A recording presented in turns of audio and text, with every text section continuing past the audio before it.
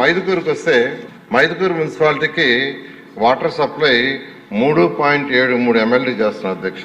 కానీ 2040కి తీసుకుంటే 12.45 ULB కావాలి. దానికి గాను ప్రజెంట్ 72 బోర్స్ ద్వారా యాక్చువల్ గా వాటర్ డ్రా చేసి 3.73 MLD ఇస్తున్నాం. అయితే శ్రీశైలం రైట్